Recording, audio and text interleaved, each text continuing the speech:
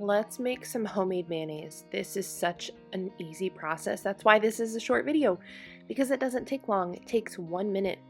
And yes, I have timed it before. So the easiest way to do this is just to dump all of your ingredients into a mason jar and use an immersion blender. And yes, 1 minute. Now I've tried to make homemade mayonnaise by hand before with a whisk. Would not recommend. It takes much longer than 1 minute. It's like 10 minutes and your arm wants to fall off at the end. Now, I started out with an egg. So no separating of egg whites and egg yolks with this recipe, just one whole egg. Then I added a teaspoon of lemon juice and a little bit of yellow mustard. That is optional. Now, you see me adding other seasonings here. That's because in this video, I am making Chipotle lime mayonnaise, and it's got a little heat to it, but I will include the recipe for basic mayonnaise as well as this Chipotle lime version in the description of this video below. So just tap the more button and you'll see both recipes. However, I just wanted to show you the process because it's so easy. So for basic mayonnaise, once again, add one whole egg, 1 teaspoon of lemon or lime juice, your choice, a little bit of mustard if you want, and then a 1/4 teaspoon of salt and 1 cup of avocado oil to a jar. Add all that to a jar. And then blend it up with an immersion blender for maybe 30-45 seconds, kind of working your way from the bottom up to the top of the jar, and that's it. It is that simple.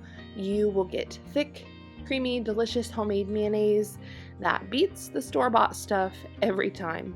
Now, one thing that could prevent your mayonnaise from really thickening up and leave you with like a really runny, liquidy mayonnaise, which you don't want, is using cold ingredients. You want all of your ingredients to be room temperature, so I have fresh eggs. I store them at room temperature anyway. If you don't do that, just set your egg out in advance so that everything is basically the same temperature and end up with perfect mayonnaise every time. Another tip that I have is definitely use avocado oil if you like a more mild mayonnaise. You can use olive oil, but it is very strong.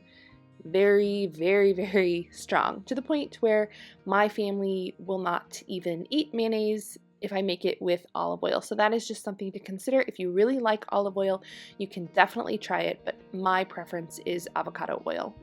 Now, some people have concerns about eating raw eggs and want to know if that's safe. Well, that is really going to be a decision that you have to make yourself. I know where my eggs come from. They come from a trusted source, which is my farm here. So I wash them. I know they're clean, and I feel comfortable consuming them. We use raw eggs in several recipes, but that's just something you're going to have to do your own research on and make an educated decision.